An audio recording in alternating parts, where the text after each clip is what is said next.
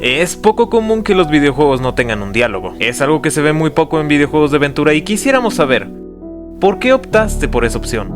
Creo que hubiera sido mejor que Arne Jensen respondiera esa pregunta, pero creo que al no tener un diálogo lo hace más fácil y elegante de cierta forma para este tipo de juegos. No así si pusieras un diálogo en texto. En ese caso arruinarías toda la inmersión del juego. Y si usas una voz preseleccionada le das al público mucha información sobre el personaje, como la edad, cuando la idea que quiero plasmar apunta más a mantener el anonimato.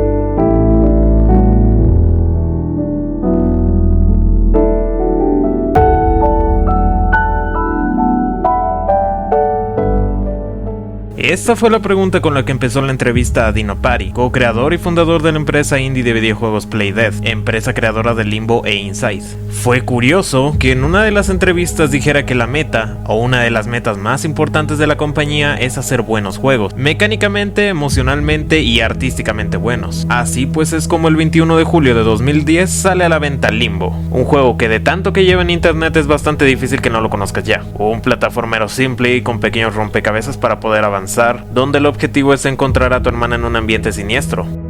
Bien pues, ¿qué hay de raro en eso? Si solo es un juego de lógica con un propósito simple de ir a un punto A punto B, no debería presentar complejidad. Si hasta uno de los creadores dijo que quería hacer una experiencia inmersiva, pero lo suficientemente simple como para que lo pudiera jugar gente de otras generaciones ajenas al mundo del gaming. Bueno, pues esa es la complejidad detrás del juego. Si prestaste atención a lo que dije al inicio, recordarás que se acentuaba bastante el tema del anonimato. Solo tenemos conciencia de ser un niño indefenso en un mundo peligroso sin historia. Te pido que lo analices como una línea recta, de punto A punto B. Sabemos qué significa el punto B, encontrar a nuestra hermana, pero no sabemos nada antes de eso, no conocemos el punto A, así que nos toca investigar a profundidad la historia. Siguiendo las palabras de Emil Mako, una historia no puede terminar sin un comienzo.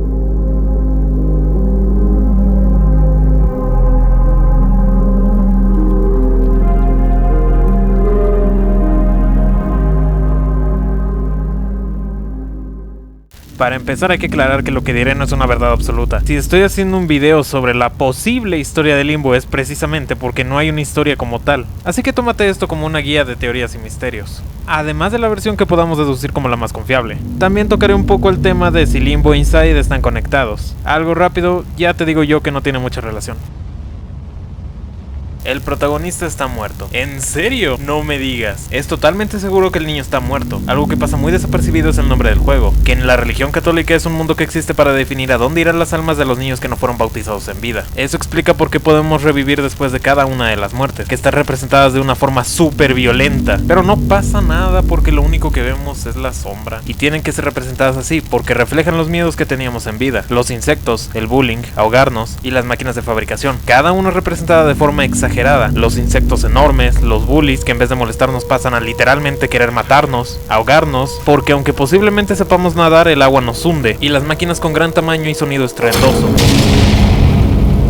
Este lugar no tiene dueño. Esto quiere decir que ni Dios ni el diablo lo controlan del todo, como lo harían en el cielo y el infierno. Pero se ve su influencia de forma sutil en el mundo. Los paisajes calmados y tranquilos con pequeños retos que no presentan un peligro para nosotros. Y por el otro lado los paisajes desolados de la ciudad y los gusanos que influencian en nuestras acciones suicidas. Otro pequeño dato que podría proporcionar acerca de los gusanos es que repudian la luz, como se cuenta acerca de los demonios. Algo que queda en claro con esta teoría es cómo morimos, cayendo de la escalera de la casa del árbol. Aunque para mi gusto es una altura insignificante, faltaría algo más. Al final del juego logramos reunirnos con nuestra hermana, pero antes de llegar a ella el juego termina mandándonos a la pantalla de inicio, lo que se interpreta como un bucle en el que pasaremos las mismas pruebas por siempre, forzándonos a repetir el juego.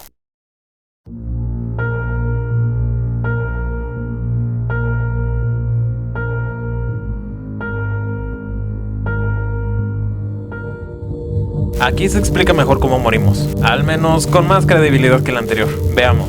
Aquí se nos dice cómo es que éramos huérfanos, nosotros y nuestra hermana. Habíamos escapado de un orfanato por culpa del maltrato, tanto de adultos como de niños. Pasaríamos muchísimos escenarios buscando un lugar cómodo para vivir, pero muchos tenían insectos o eran muy peligrosos, o simplemente molestos de soportar, como el hotel que vemos a lo largo del mundo. Es así como tras probar de todo llegamos al bosque. Ahí hicieron una casa del árbol para vivir. Si terminaron muriendo no sería por caer de la escalera, tampoco por una trampa de oso como vemos en el juego, porque si no nos habrían encontrado, vivos o muertos, y como podemos intuir al final, han pasado varios meses desde que morimos, pues hay 2 cuerpos en descomposición avanzada a juzgar por las moscas. La casa se ve rota, descuidada, como si no lo hubieran habitado en bastante tiempo. Lo que nos mató debió haber sido algo que matara a ambos al instante. Quizás las épocas de invierno, un animal del bosque, pero en ese caso, ¿por qué no refugiarse en la casa? Digo, el invierno hubiera sido fatal de todos modos, pues aún estando en una casa, se siente increíblemente. Habrían muerto, pero dentro de la casa, un animal pudo haberlos matado. Habría empezado con alguno de los dos y el otro en su desesperación por ayudar tendría un destino similar. Podría haber sido el caso, sin embargo, nunca lo vemos en el juego, más allá de una araña que vemos en el juego, que representaría lo que hizo ese animal del bosque.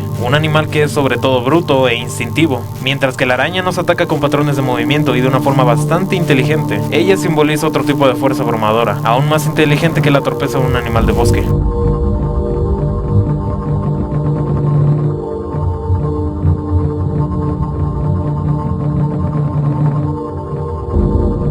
Esta teoría sí cada vez más confusa que la primera. Se nos relata cómo en un accidente de carro morimos junto a nuestra hermana, y eso representaría la prueba final, la más complicada de pasar y que representa una forma de manipular la gravedad, lo que se sentiría en un choque bastante fuerte de auto. Eso explicaría por qué en el limbo hay máquinas con sonidos ensordecedores y pruebas de gravedad como la recta final. Los insectos y los demás serían temores que podríamos meter a partes iguales. No sería tan complicado de incluirlos. Todo encajaría de manera perfecta si no fuera por un detalle. Los cuerpos no están a un lado de la carretera, ni en un cementerio o mínimo una fosa común. Los cuerpos estaban a mitad del bosque, a los pies de una casa del árbol pudriéndose. Así que, ¿qué nos queda? Pues hay muchos puntos fuertes en cada una de las teorías, así que creo que va siendo hora de formular una por nuestra propia cuenta.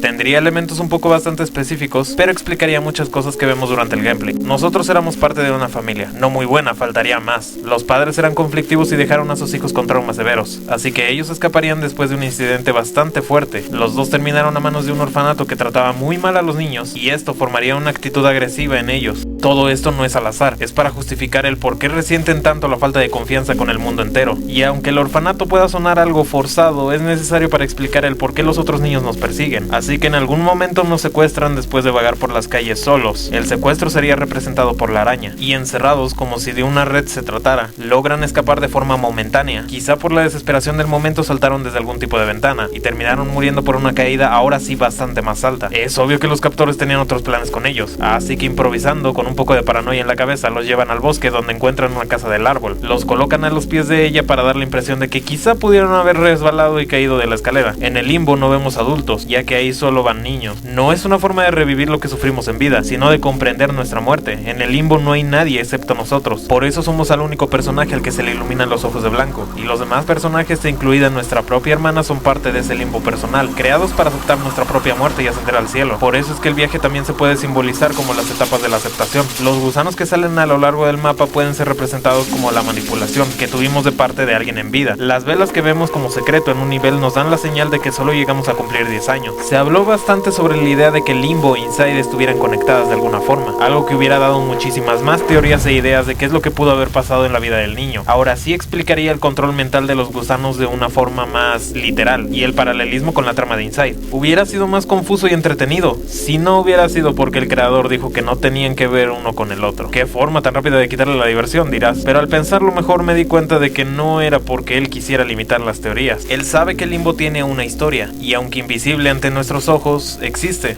porque... ¿qué juego sería tan cruel para dejarnos con dudas? Changos.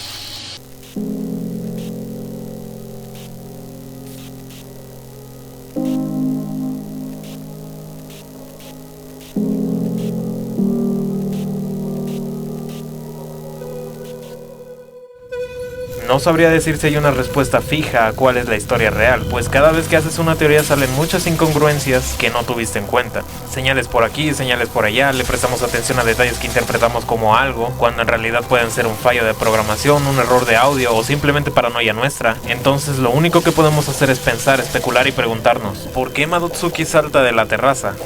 ¿Qué hay dentro de la caja de FNAF? ¿Y cuál era la historia original de Limbo?